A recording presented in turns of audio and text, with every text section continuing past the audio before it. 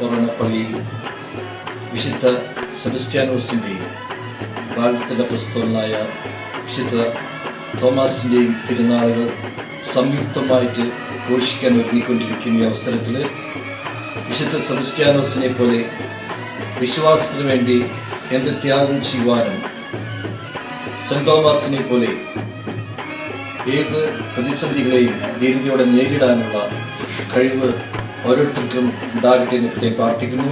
എല്ലാവർക്കും തിരുനാൾ ആശംസകൾ.